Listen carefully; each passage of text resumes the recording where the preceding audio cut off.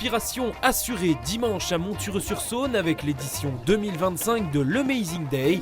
Après le bike and run du matin, place à l'Easy Raid dans l'après-midi. Une vingtaine d'équipes, dont une petite dizaine en binôme parents-enfants, se sont engagées sur le parcours de 15 km, alliant petites épreuves au départ du stade Lucien Rollin, histoire de se mettre en jambes, puis cette course d'orientation dans les rues du village. Et moi je fais le Mario. Et oui, il ne fallait pas se laisser distraire par notre caméra avant d'attaquer les 5 km de VTT qui mènent à l'épreuve de tir à l'arc. Ah merde. Un programme très complet et un format léger accessible à tous les publics, renversant.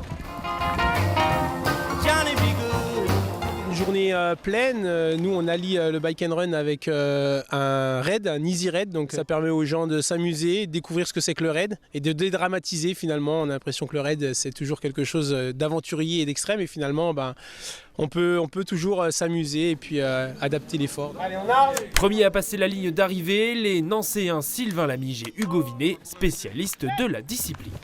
C'est plutôt simple d'enchaîner les épreuves parce que c'est pas les mêmes efforts, donc ça se fait plutôt bien et dans un cadre incroyable. Le fait de changer, d'être sur la selle puis en courant, puis ça change à chaque fois, donc c'est ça qui est sympa dans Raid Multisport, c'est très ludique et très chouette.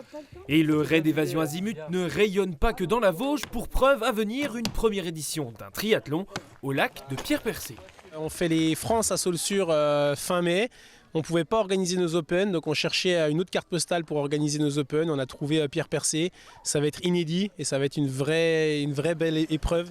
Rendez-vous est pris fin mai, sans oublier les championnats de France de triathlon toujours en juin pour les jeunes et le format S à Saulsure sur Moselotte.